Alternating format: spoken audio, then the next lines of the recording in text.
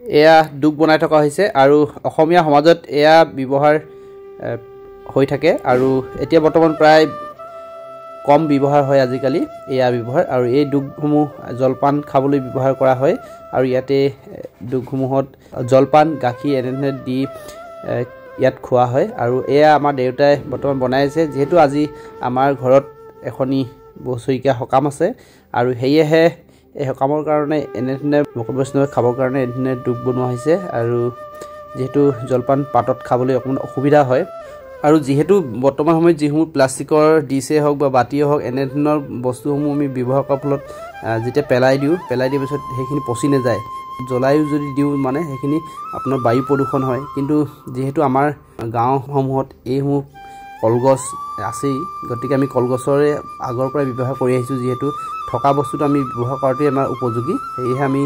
এনেধৰণে দুখসমূহ বনাইছোঁ আচলতে আৰু প্ৰায় আমি সকাম নিকামত এনেধৰণৰ বস্তুৱে ব্যৱহাৰ কৰোঁ আৰু বাতিও বহুত প্ৰয়োজন হয় সেয়েহে এনেধৰণৰ দুখসমূহ আগৰ পৰাই আমাৰ সমাজত ব্যৱহৃত হৈ থাকে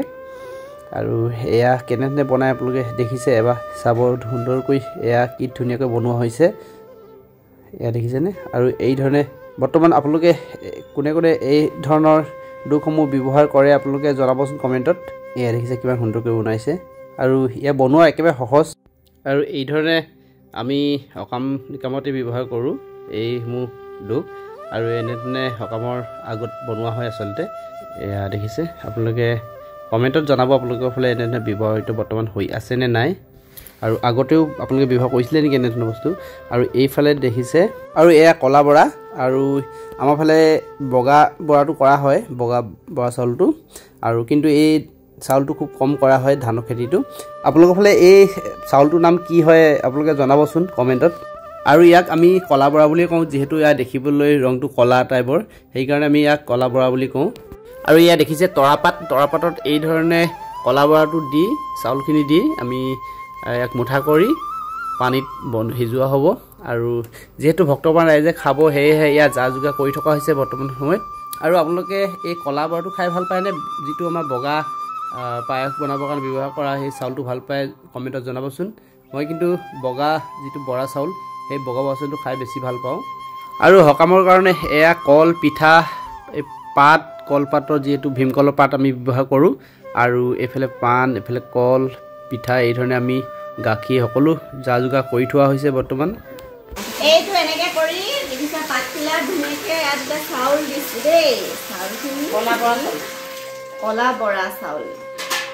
তাৰপিছত এনেকৈ ধুনীয়াকৈ পাতখিলা মুকুটাই দিছোঁ এই পাতখিলা এনেকৈ আমি তৰা গছত ঠাৰিৰে পাত এডালেৰে বান্ধি দিয়া দেখিছা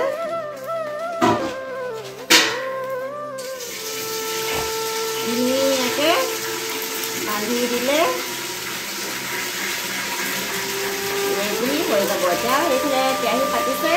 আৰু সকাম আৰম্ভ হৈছে বছৰীয়া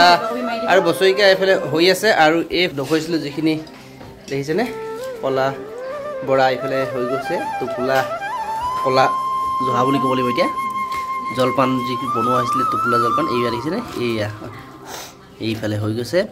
আৰু এতিয়া খুলি থকা হৈছে আৰু খোৱা হ'ব এইফালে গাখীৰৰ লগত আৰু সকাম কেনেধৰণৰ কি হৈছে দেখুৱাব লাগিব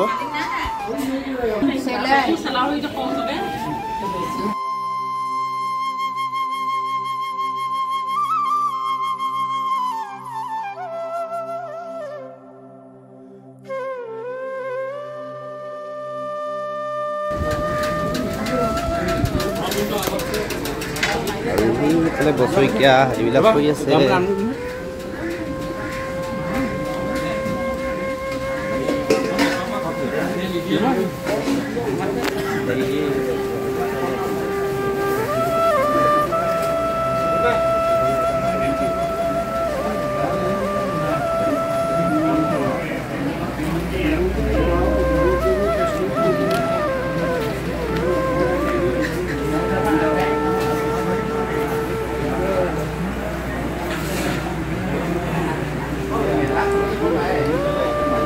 আৰু আমাৰ সকামত